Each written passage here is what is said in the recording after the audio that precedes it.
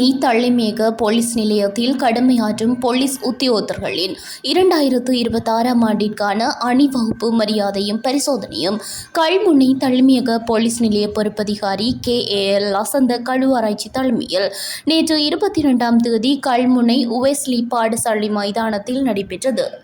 இந்நிகழ்விற்கு அம்பாறை மாவட்ட பிரதி போலீஸ் மா அதிபர் சுஜித் வேதமுள்ள பிரதம அதிதியாக கலந்து கொண்டதுடன் கல்முனை பிராந்திய உதவி போலீஸ் அத்தியட்சகர் MK இப்னு அசார் நெறிப்படுத்தலில் அணிவகுப்பில் ஈடுபட்ட போலீஸ் உத்தியோகத்தர்களின் அணிவகுப்பு மரியாதையை பார்வையிட்டு ஏற்றுக்கொண்டார்.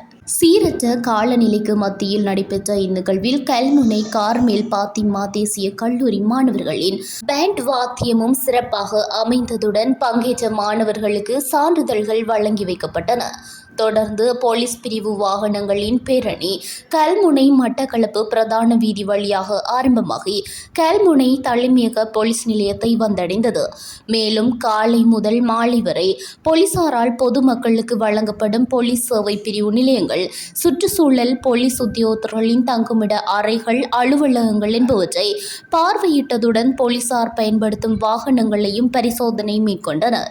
மேலும் போலீஸ் உத்தியோகத்தர்களின் சுகாதார முறைகள், போலீஸ் நிலையத்தில் உள்ள பௌதிக வள பற்றாக்குறை தொடர்பிலும் ஆராய்ந்தார். அத்துடன் மரநடுகை ஒன்றினையும் போலீஸ் நிலைய வளாகத்தில் மேற்கொண்டார். இறுதியாக போலீஸ் உத்தியோகத்தர்களுக்கான வழிப்படுத்தல் வகுப்பு அம்பாறை மாவட்ட பிரதி போலீஸ் மா அதிபர் தலைமையில் நடைபெற்றதுடன் போலீஸ் நிலையத்தில் கடமையாற்றும் பல்வேறு பிரிவுகளைச் சேர்ந்த போலீசாரின் பங்கேற்புடன் சிறப்பாக நடைபெற்றமை குறிப்பிடத்தக்கது. இந்நிகழ்வில் கல்முனை சவளைக்கடை, சாய்ந்தமருது, பெரிய நீலாவணை, சம்மாந்துறை போலீஸ் நிலைய பொறுப்பதிகாரிகள் மற்றும் போலீஸ் உத்தியோகத்தர்கள் கலந்து கொண்டிருந்தனர்.